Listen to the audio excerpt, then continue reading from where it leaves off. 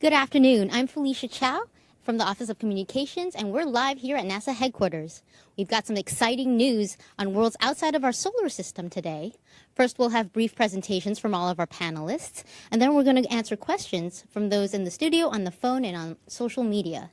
To ask a question via social media, please use the hashtag AskNASA. Today's participants are Thomas Zurbuchen, Associate Administrator of the Science Mission Directorate at NASA headquarters in Washington. Michael Gillon, astronomer at the University of Liège in Belgium. Sean Carey, manager of NASA's Spitzer Science Center at Caltech IPAC in Pasadena, California.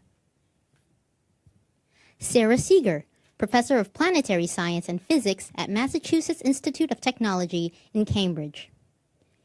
And Nicole Lewis, astronomer at the Space Telescope Science Institute in Baltimore. And with that, Thomas, can you start us off with what the big news of the day is?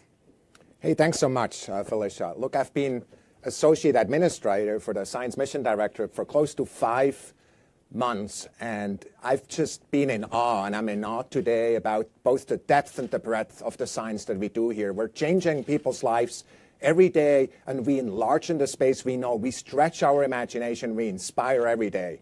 And today's story is just that.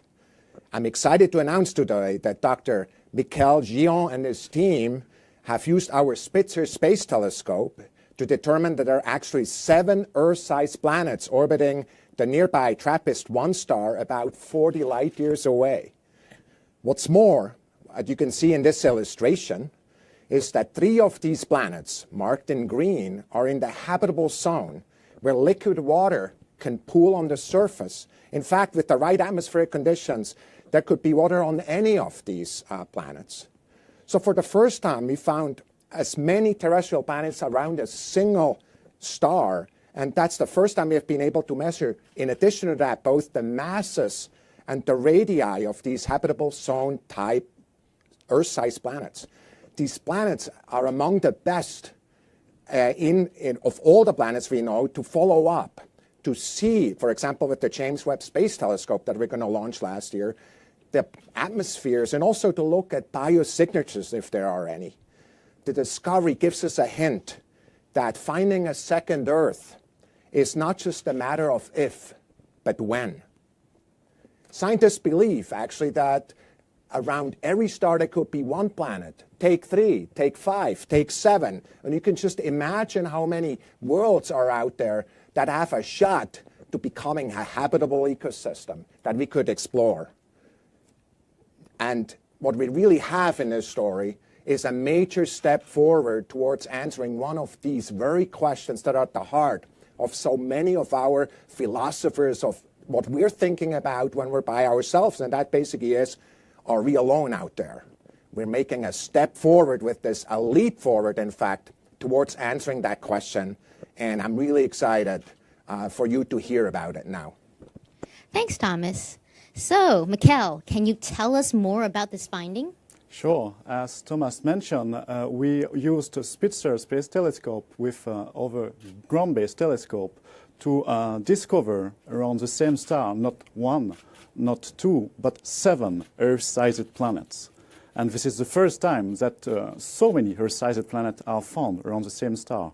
Furthermore, with 3 of them in the habitable zone. And the star itself is what is called an ultra-cooled dwarf, which is the least massive kind of stars that exist. And these stars are much smaller, much cooler than our Sun. And still, they are very frequent at the scale of our galaxy, more frequent than solar-type stars. And if you look at this illustration, you see the comparison between a basketball and a golf ball. Well, in our case, the basketball would be the Sun, and the golf ball, it would be TRAPPIST-1. So TRAPPIST-1 is much cooler, much smaller than our Sun, and so the planets in its habitable zone are much closer to it, very close to it, with very short orbital periods. And in these graphics, what you can see are the planets which were found around TRAPPIST-1, with the 3 of them which are in the habitable zone, so also called the Goldilocks zones, where liquid water could exist, is the most likely to exist at the surface of a rocky planet. having 3 of these Earth-sized planets in this habitable zone is very promising for the search for life beyond our solar system. So what can you tell us about these distant planets? Well, we have measured with Spitzer very, very precisely their sizes. And furthermore, we have, thanks to Spitzer 2, preliminary measurements of their masses for 6 of them. And for 1 of them, our measurement is precise enough to strongly suggest a water-rich composition, which is very exciting because this is one of the planets in the habitable zone. Furthermore, these planets are orbiting so close to the star that they must be, or they are probably, tidally locked, which means they always face the star with the same side, like the moon, to the Earth. And so if you look at this animation, you can see a view of tidally locked planet with a permanent day side and a permanent night side. The TRAPPIST-1 planet could be just like this. Now, what is also exciting here about this system is that the planets are so close to each other. If you were on the surface of one of these planets, you would have a wonderful view on the other planets. You wouldn't see them like we see Venus or Mars, like dots of light. But as you can see in the next illustration, you would see them really as we see the moon. You would see worlds with, which are very big. You could see the structures on these worlds. They would be as large as the moon and even larger for some of them. So it would be a wonderful view on these planets. Thanks, Mikkel. So, Sean, can you give us an idea or more context to discovery and why Spitzer played such a vital role? Absolutely, Felicia. I first like to say that in my opinion, this is the most exciting discovery we've had yet with Spitzer in its almost 14 years of operation. As you can see in the graphic, the initial discovery of the TRAPPIST-1 system was by the TRAPPIST telescope in Chile in 2016. And immediately after that, we started doing intensive follow-up with a lot of ground-based telescopes and more than 20 days of continuous observations with Spitzer. And what we're able to find is that we confirmed 2 of the planets that were found in the initial discovery and then found 5 more planets for a total of 7 planets in the system, which is pretty exciting. Now, TRAPPIST-1 is an ultra-cool dwarf, and that means that it's much brighter in the infrared, thousands of times brighter in the infrared than in the visible. So it makes it ideal to use Spitzer, which is an infrared telescope, to do the follow-up on this system. And then as you can see in this animation of Spitzer, so Spitzer was launched in 2003, and it was never intended to study exoplanets. So we had to do some clever re-engineering why it's in space still, and it's more than an astronomical unit away from the Earth, so you can't fly out and do anything about it. But we did clever engineering on the ground to allow Spitzer to measure star brightnesses very precisely, 1,000 times more precisely than we had imagined Spitzer would be able to do. And then what we're going to show in the next animation is how what Spitzer sees the planets very similar to the way the Kepler Space Telescope does. We don't image the individual planets. What we do is the planets pass in front of the star. We see the amount of light that the star is dimmed by when that planet is blocking it. So the dips you see in this animation are the planets going in front of the star, blocking a little bit of the light. The size of the dip tells you the size of the planet. So we can get the size of the planet directly from measuring the dip. Now, when you see the different planets, they keep orbiting around, and every time they transit, you can measure the spacing between the transits, and that tells you about the orbit, the period of the orbit, how long that year is, and for that planet. And then when we know how long it takes for the planet to go around the star, we also know the distance it is from the star, and that also tells us whether or not it's in the habitable zone. Now, the TRAPPIST-1 system and its planets are in an interesting configuration. The planets are all very close together, and their orbits are spaced such that they gravitationally interact with each other. They tug and pull each other as they go flying around, orbiting around their star. And what that does is it changes the timing of the transits a little bit as the planets are tugging each other, so they don't happen as regularly as you would expect without the tug. And with that, measuring those differences, what we're able to do is measure the masses of the planet. So now we have the mass of the planet, the size of the planet, so we can make an estimate of what the density of the planet is. And that's important because that gives us some understanding about what the composition of the planet is. From that, we can tell where the planets are, whether they're rocky, gaseous, or even watery. Thanks, Sean. So, Nicole, what can you tell us about studying the atmospheres of these planets? Yeah, so the atmospheres of planets tell us a great deal about the formation and evolution of planets, and also about all of the physical processes that are occurring on the planet's surface and in the air, especially those that might make the planet habitable or actually indicative of hosting life. We can use space-based telescopes today to study the atmospheres of planets using a technique called transmission spectroscopy, which detects the fingerprints of different chemical species in a planet's air, such as water or methane, ozone or oxygen. We're currently using the Hubble Space Telescope to study the planets in the TRAPPIST-1 system to determine if they have hydrogen-helium-dominated atmospheres. It's actually great to find out if they don't. That gives us another push forward in having these planets be, in fact, rocky, and also the potential of those planets to support water on their surfaces. Just last year, Hubble actually probed the innermost planets of the TRAPPIST-1 system, TRAPPIST B and C, and found that they didn't have hydrogen-helium-dominated atmospheres. So that's just one more step along the path to having these potentially habitable worlds. So what do we know about the 3 worlds in the habitable zone? Sure, so I'll use eyes on exoplanets here to give you a brief tour of the habitable zone of the TRAPPIST-1 system. So if we zoom out to the system away from the host star, you'll see all 7 planets, with the habitable zone indicated here in this blue region. The innermost planet in the habitable zone is TRAPPIST-1e. So in this illustration, you'll see an artist's rendition of TRAPPIST-1e, which is a really interesting planet for a number of reasons. It's very close in size to Earth, as you can see here. It also receives about the same amount of light as Earth does in our own solar system. This means that in TRAPPIST-1e, you could have temperatures that are very, very similar to the ones that we have here on Earth. The next planet out is TRAPPIST-1f. Now, this is a potentially water-rich world that is, again, about the same size as Earth. You can see here in comparison. Now, TRAPPIST-1f has about a 9-day orbit, and during that time it receives about the same amount of sunlight as Mars does in our own solar system. And the final planet in the habitable zone of the TRAPPIST-1 system is TRAPPIST-1g. Now, TRAPPIST-1g is the largest planet in the TRAPPIST-1 system. It's about 13% larger radius than that of Earth, as you can see in this comparison here. And it receives about the same amount of starlight as somewhere in between Mars and the asteroid belt in our own solar system. So while we don't have the technology yet to really travel to any of these planets, how long would it take to travel here? Well, thankfully, we can ask eyes on exoplanets. And if we were able to travel at light speed, we, of course, could arrive in 39 years. Something more like a jet plane would take far longer, of course, something more on the line of 44 million years. Wow. Well then, thank you so much, Nicole. Now, Sarah, why are these discoveries so exciting for the scientific community? Well, with this discovery, we've made a giant accelerated leap forward in the search for habitable worlds and life on other worlds, potentially speaking. Because with not just one planet, but several, we have room that if we didn't have the habitable zone quite right or weren't sure quite what we're looking for, we have many chances over. You could say colloquially, it's like in this planetary system, Goldilocks has many sisters.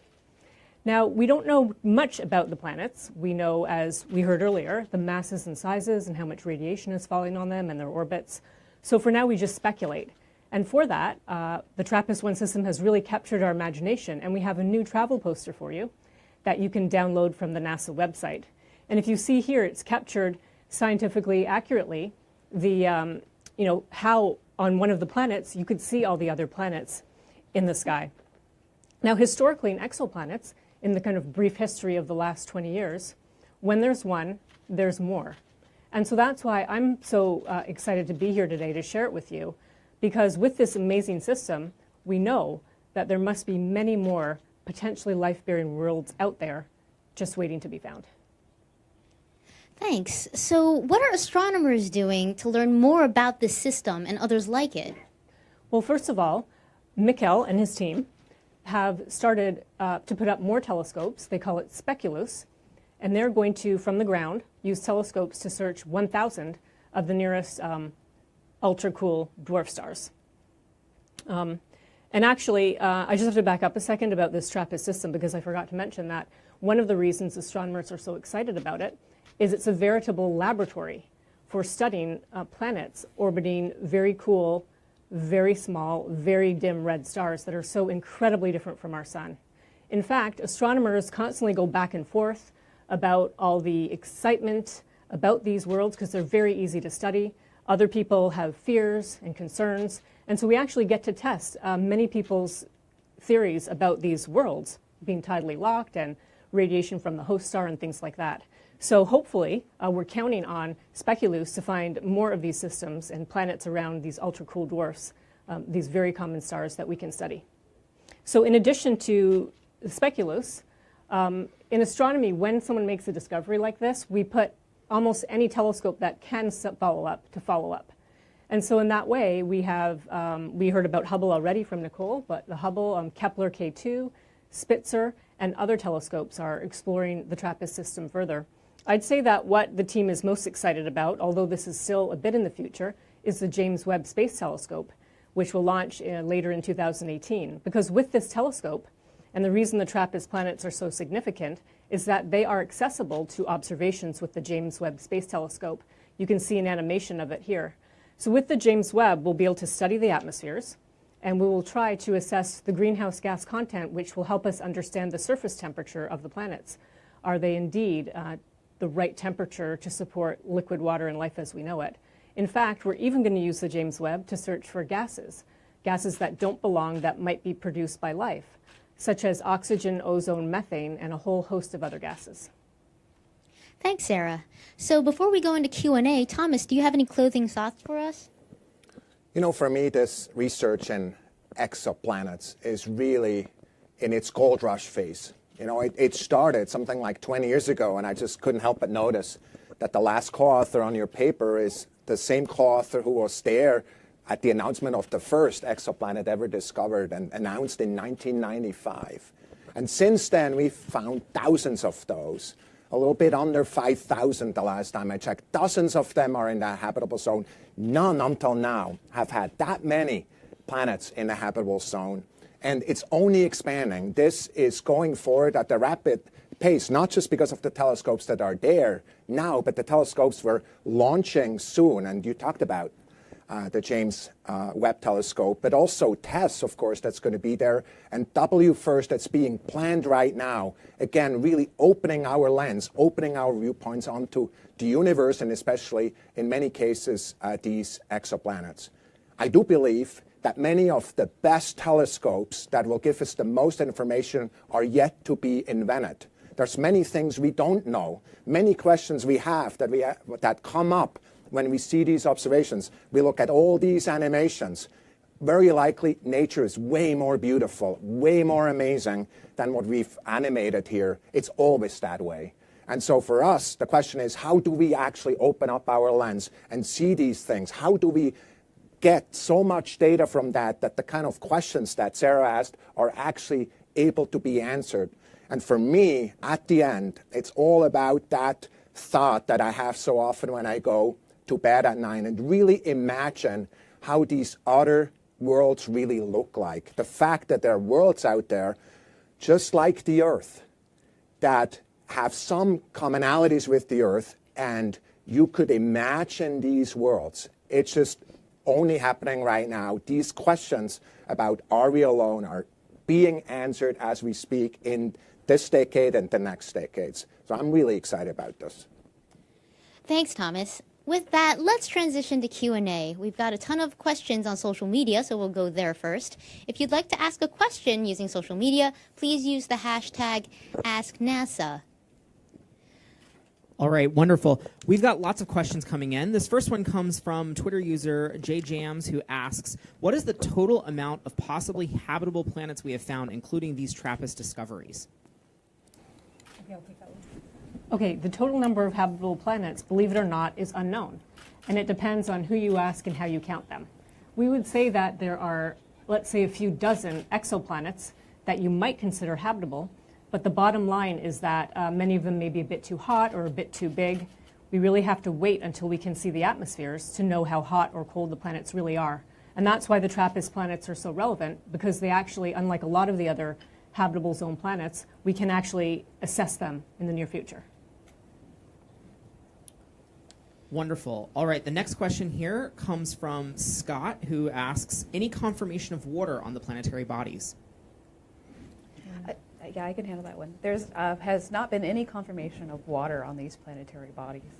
And it'll take a lot of observations with Hubble or in the future with Webb to probe the atmospheres and see if we can detect water on these planets. But I think it's fair to add that people are looking. Yes, and we getting are lots of certainly data on looking. it. Great. This question comes from Twitter user Matthew, who asks, will this be one of the first observations for JWST? And how much can we learn about TRAPPIST, E, F, and G until that mission launches? I can take that one too. You know, a lot of folks, since learning about the system, have thought about observing it with JWST, and I am fairly certain that Cycle 1 will see some observations of almost all of the planets in the system. And then I guess to add further, even now we're continuing to take observations from the ground and with Spitzer to look at the transit timing variation. So we're going to get better measurements of the masses of these planets as time goes by. And the next year we'll have much better measurements than we have currently. Okay, we're going to take one question on the phone line from Jay Bennett from Popular Mechanics, and then we're going to go back to social media. So Jay? Hello, everyone. I was wondering if the fact that TRAPPIST-1 is a particularly cool red dwarf means that it's more likely to support planets that are potentially habitable because it doesn't have as much stellar activity, solar flares, eruptions, these types of things. I can take this one. So ultra-cool dwarfs are known to be very active when they are young, and this is the main concern about these potentially habitable planets, that they could have been, the atmosphere been eroded strongly by the star when it was young. Now it's a quiet ultra-cool dwarfs, so it's not very active. But maybe when it was young, the conditions were quite different. So it will be by observation that we will really figure out the past of these planets and what happened during this very active and young phase. I'll just add to that and rephrase what Mikhail said to just say the great news is we can observe in the near future. We no longer have to rely on what we think and speculation, because nature usually is smarter than we are. And if there's any way for a life to get a foothold, we like to believe it will. Thank you. We're going to go back to social media. So Jason? All right, this question comes from Twitter user Amara, who asks, have you decided any names for these planets yet? Yeah, definitely. A name. To give them a name. Well, they mean like a popular name? Like. Oh, well, we have plenty of possibilities, which are all related to Belgian beers, but we don't think they will become official. So Right. For now, let's call them B, C, D, and so on. Admittedly, we have no way to easily give official names to exoplanets in the same way that we do for asteroids, but perhaps it's something we should try to change. Great. This next question comes from Twitter user Jophine, who asks, does the Earth-sized planets have any moons revolving around them? And if no, how can there be possible waves on water? Well, in our data, we have no indication of a moon. And so, furthermore, if we look at our theory, it would be quite unlikely to have a moon around a planet so close to its star. So maybe if there are outer planets still to found, maybe they could have a moon. We'll see in the future. There are still many news to come about the system. But I'll add further, the tidal forces between the planets are not negligible. So if there was water on these planets, there would be tides as well because of the tidal forces between the planets instead of planet-moon. Yes, indeed. Next, we're going to go to the phone lines. We have Keith Cowing from NASA Watch. Keith? Hi, a question probably best for Sarah Seeger. I'm looking at these planets. I assume they're really close together. It reminds me of the Jovian and the Saturnian systems where stuff is thrown from one world onto another, and there's questions about why, should you consider these as an ecosystem? I'm a biologist. I'm looking at 3 potentially habitable worlds real close to each other. Should we be thinking that conceivably the biosphere around this very tight-knit group of planets might extend beyond just one planet if they're this close to each other? Well, that's a wonderful question, and we haven't thought that far yet. But I'm sure there's a student out there, listening in who should take this problem on. I'll just back up one step, though, and answer a slightly different question, because if we want to think about an intelligent civilization elsewhere looking back at us, they may be having a press conference saying, hey, there's 3 habitable planets there. Venus, Earth, and Mars may appear to be in the habitable zone no matter how we describe it. So let's wait and see what's out there. But great question, and hopefully somebody will work on this. Next on the phone lines, we have Marcia Dunn from Associated Press. Yes, hello. I was wondering, how many years do you think it might take to have a real good handle on the atmospheres of these exoplanets? And I have a follow-up question. Yeah, so we could actually make a substantial amount of progress in the next, after the launch of JWST, the next sort of 5 years range. So starting with Hubble and then moving into JWST to continue the exploration of these atmospheres, we could see results, in the early 2020s. And thank you. And I know this is the first time 7 Earth-sized planets have appeared around a star like this. What is the closest runner-up to that? How many Earth-sized planets around a star that you've seen prior? 3. I think it's a 2 or 3. Yeah. No more, found by Kepler. And which star is that? Oh, I don't remember. There are so many Kepler planets. Okay, thank you. So let's go back to social media. Jason? All right, this question comes from Miles O'Brien here on Twitter, who asks, what sort of instrument could be used to answer the question of whether these planets harbor life? Could Webb do it? Sure. So Webb has a suite of instruments that cover, wavelengths from sort of the near infrared all the way through farther into the infrared spectrum. But in particular, it has a lot of very powerful spectrographs aboard. So this is going to allow us to do this transmission spectroscopy technique that I talked about earlier. And it covers the right wavelength range where we can start to detect molecules like water, methane, ozone, and oxygen. So we can start to do a lot of what Sarah had suggested in trying to determine habitability and also the potential of it harboring life. And I just want to add one thing, and to Miles and everyone out there, is we really try to emphasize we have the capability to find signs of life elsewhere, but nature has to deliver. And because it's all so new to us, these red dwarf stars, we don't totally know what's out there. So if nature has made life ubiquitous, and there are lots of atmospheres without clouds, substantial enough accumulation of gases, we'll have no trouble finding it at all. But if it's the opposite, then it may be a while. But I did want to add one more point that we hadn't covered yet, that we have the TESS mission upcoming. We have other ground-based searches. So TRAPPIST-1, we're just here as the first. It's the most exciting one so far, but we hope to have many more of these and lots of chances to find signs of life in the future. Wonderful. Next question here comes from Twitter user Chris Sims, who asks, is it possible to listen to this planet system using our SETI-style telescopes? How do we learn as much as possible? Okay. To my knowledge, it was already listened to by SETI, and they had no signal from artificial signal detected. So it's doable, but there's no signal detected.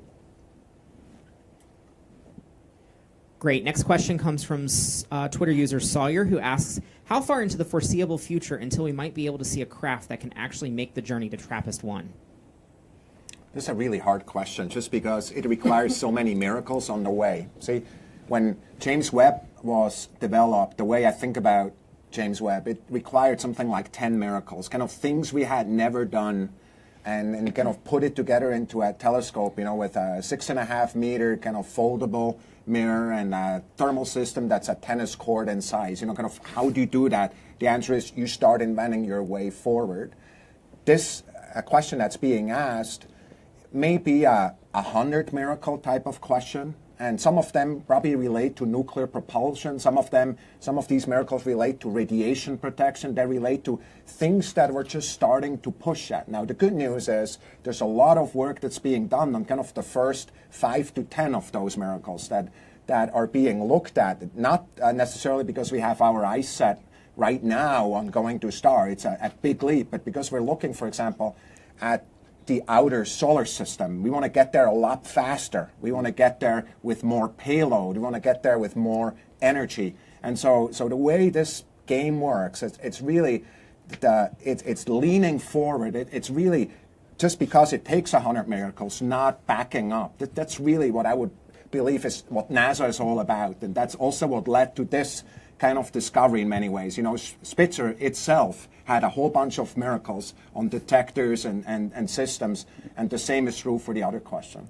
I'd like to just very briefly mention our colleagues at the Breakthrough Foundation and the project called Starshot. And you can go look that up and see that they're planning 19 miracles to figure out a way to send very tiny and thousands of little tiny spacecraft flying by the very nearest stars. That would be Proxima Centauri, not quite like TRAPPIST. But I just want to remind all of you, although it may sound discouraging, perhaps that in our lifetime we won't have a way to see how to get to TRAPPIST-1, that we're here because we have these big sophisticated space telescopes, Hubble, Spitzer, James Webb, and future ones. And we're big on remote sensing. So even though that's what we have to live for, we are still very excited about the possibility of using our telescopes to see what's there, rather than we have to leave the trip there to future generations. We've got a lot of questions on social media, so we're just going to keep them coming. Jason, what other questions are we getting? Sure. This next question comes from Twitter user Aku, who asks, any estimations on how old these discovered exoplanets are? Yeah, the age of the star and the system itself is poorly constrained. We know it's not very young. It doesn't show signs of youngness, so it's at least 500 million years old. But we can't say more because these ultra-cool dwarf stars, they evolve super slowly. Their lifetime is 1,000 times larger than for a sun-like stars. So we don't see them evolving, so we can't constrain their ages. All right, this next question comes from Facebook Live here. What is the distance between these three planets? Is it something like 500,000 kilometers? And what is the distance between E and the star? The distance between the planets are a few times the distance between the Earth and the Moon. So we're talking about something like millions of kilometers and not hundreds of millions of kilometers for an Earth around a sun-like star. And for the planet F, the distance is something like 5% the distance between the Earth and the Sun. So it's much, much closer to its star. Great. This next question comes from Twitter user Ross Butler, who asks, is the TRAPPIST-1 system the closest to us with planets in the habitable zone? No. In fact, the closest is Proxima Centauri, which has a planet which was detected by radial velocity, so by another method, which doesn't tell us the size nor the mass. So we don't know if it's a rocky planet, but it is in the habitable zone, clearly. It's only at 4 light years away. It's the closest star, in fact. All right, wonderful. This next question comes from Twitter user Unconventional Tiger, who asks, I would like to know the range of orbital periods for the 7 rocky planets in the TRAPPIST system. So the range goes from 1.5 days for the innermost planet to, we don't know the period of the outer planet, but it must be something like 20 days. So super short period compared to the Earth. I think, do you want to add the ratios? You can add the ratio. I think, Mikhail, you should add the resonance and the integer ratios.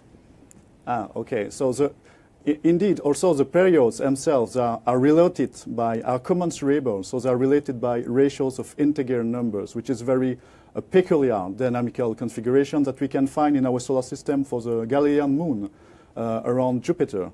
And it shows that, it indicates at least that these planets should have formed further out and migrated and been trapped during this migration inwards in this very peculiar configuration. If this is the case, they are super water rich because they must have formed in an environment which was very rich in ice or in water ice, and it should be reflected in their composition. And we will know soon, thanks to notably to many new Spitzer observations that are coming. Okay, before we take more questions from social media, I'd like to ask each of you to kind of give some thoughts about why this finding is so exciting for you personally. And we're going to start with Nicole and then work our way to Thomas. Yeah, so this finding is really exciting for me because this is a great opportunity to study Earth-sized planets' atmospheres in great detail. We know that we can get good signal-to-noise ratios, and we can start to begin this journey in trying to understand what the air is like around rocky planets outside of our solar system. Well, I'll give 2 favorite reasons. One is when I and others started in exoplanets 20 years ago, our peers all dismissed the work as just stamp collecting. We'd never look at their atmospheres, we'd never be able to do this, we'd never be able to do that. So the fact that we're here today with 7 planets, and we know we can study their atmospheres in the future, is truly tremendous. The other point I want to make is that we're really excited because we all see ourselves here as just, we're the group of people, we meaning us and all of our colleagues, as the pioneers. This is a search that will go on for many generations. And just the fact that we're this close now to finding so many habitable worlds is really exciting.